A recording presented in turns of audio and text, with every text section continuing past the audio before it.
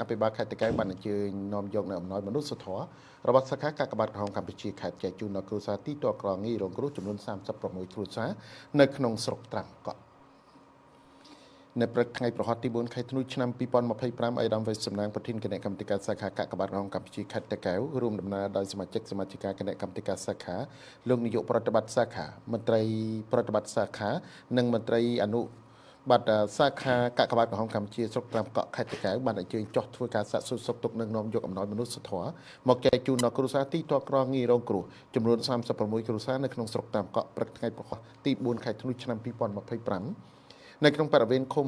ញ៉ៃញងស្រុកត្រាំកក់ខេត្តតាកែវមានប្រសាសន៍សម្ដែងសម្ដែងនេះឱកាសនោះឯកឧត្តមប្រធានបានព័ត៌មាននៅកັບផ្ដាំផ្ញើសាកសួរសុខទុក្ខពីសំណាក់សម្ដេចគតិព្រឹទ្ធបណ្ឌិតប៊ុនរនីហ៊ុនសែនប្រធានគណៈកម្មការក្រហមកម្ពុជាដែលជានិច្ចកាលសម្ដេចតែងតែយកចិត្តទុកដាក់គិតគូរខ្ពស់ពីសុខទុក្ខដល់បងប្អូនប្រជាពលរដ្ឋងាយរងគ្រោះនិងរងគ្រោះគ្រប់ប្រភេទនៅគ្រប់ទីកន្លែងដោយមិនប្រកាន់និន្នាការពុទ្ធសាសនាអ្វីនោះឡើយពោលគឺដោយពាក្យស្លោកទីណាមានទុក្ខលំបាកទីនោះគឺមានគណៈកម្មការក្រហមកម្ពុជាអំណោយដែលបានប្រគល់ជូននៅក្នុងមួយគ្រួសាររួមមានអង្ករចំនួន25គីឡូក្រាមមុង1ភួយ1ស្រង1ក្រមា1កន្ទេល1ត្រីខកំប៉ុងចំនួន1យូមី1កេសប្រេងឆាចំនួន1លីត្រ